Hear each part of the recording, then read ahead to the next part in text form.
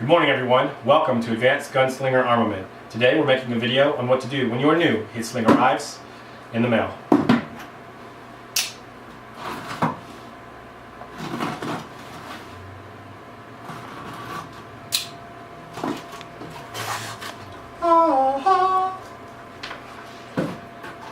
Alright, when you first take it out, you'll notice that all the options that you pre-selected online are marked right there on the front. This is what it looks like inside the bag itself. Opening up the bag, inside you'll find a set of easy to follow instructions. And then the moment you've all been waiting for, your HIT Sling. Today we're working with the Mark II as evidenced by the pull knob QD and the 1-inch webbing. This is the coyote brown pattern with a matchstick as the primary attachment.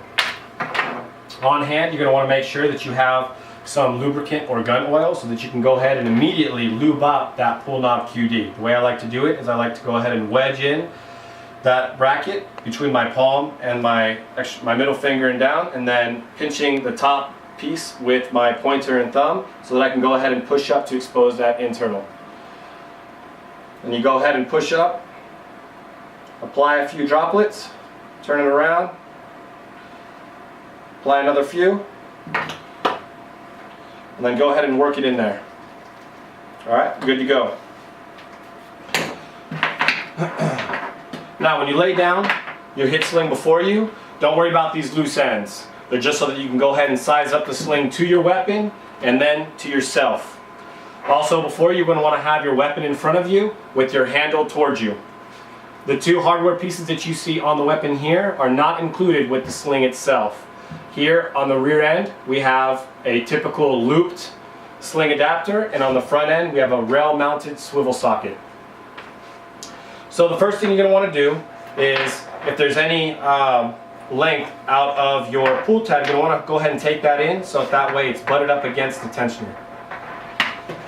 Then on the back end you're going to want to go ahead and pull down that elastic protective covering on your primary attachment and connect it to the sling adapter, and then return the elastic protective cover over top. Next, you're going to want to go ahead and connect your secondary attachment at a 90-degree perpendicular to the weapon. Then you're going to droop the sling over, and what you're going to want to do here is hold your primary attachment at a 45-degree angle towards the rear of the weapon. What you're looking for is this middle strap to be taut but not super tight, so right about there. As you can see, we need to go ahead and take in some of that slack. To do so, I'll simply take that top strap, push up and through the back slot of the T-buckle, and then holding that 45-degree angle, I'm going to push through that bottom strap piece, the back slot of the T-buckle, so that it's about there. That's what I'm looking for. At that time, I go ahead and apply pressure and push that excess webbing down through the middle slot of the T-buckle and then pulling up through the rear slot. Go ahead and replace that top strap over top by carrying it over and pushing it down through the back slot of the T-buckle. And here you are. At that time, go ahead and disconnect your secondary attachment, and then you're going to stow that excess webbing using your plastic tri-glide. Okay, so as always, up and through, over, down and through, and then back over, down and through. And there you are. Alright, now with that middle length set, we're going to go ahead and size the weapon to ourselves. In order to do so, if you're going to be running this system with kit, make sure you go ahead and put your kit on. If you're running it slick, then obviously your kit is not necessary. I'm a right-handed shooter, so therefore I'm going to go ahead and punch my left arm through the loop, up over my head, and down onto my right shoulder. Then I'm going to go ahead and let the weapon hang. Now this is not what you're looking for. The optimal placement for this is going to be where your T-buckle rests parallel to your serratus anterior, right below your pectoralis major. Alright, so obviously I got to go ahead and take in some. Go ahead and take the weapon back off. And what you need to do is you're going to have to adjust this length here of webbing that leads down to your primary attachment. So you're going to trace out that top strap from the top slot, then take it out from the bottom slot of your T-buckle. And then to tighten it up, you would simply pull through or push through here and then take out, or to loosen it, you would pull like this and then bring your T-buckle to the primary attachment. I need, however, to go ahead and tighten it up, so I'm going to take it up here. I will bring my primary attachment to the T-buckle, and whenever I think that I'm there, I want to make sure there's about an inch distance from the primary attachment to my T-buckle. Okay?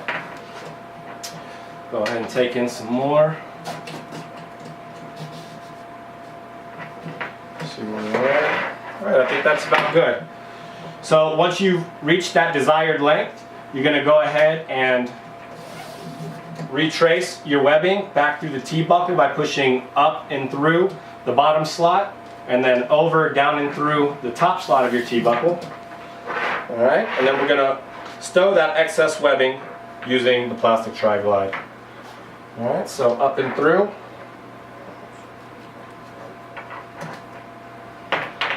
Down and through. Up, over, down and through. Alright, there we are. So it's nice and tight. Alright, so now that we've got it set, go ahead and don the weapon. And it's right there, right where I like it, nice 90 degree. Okay? Here it is in the single point with no slack taken out. Go ahead and connect it up for the 2-point configuration. And here's that nice comfortable 2-point carry. Alright, if I want to go ahead and suck it down any tighter because I'm going to go hands on and I don't want this thing moving around, then I simply pull up on my weapon, pull down on my pull tab, and now it's up tight, so I'm good to go. Thanks for watching. If you have any questions, make sure to leave them down in the comments section below. When you're ready to upgrade your sling, do so at www.advancedgunslinger.com.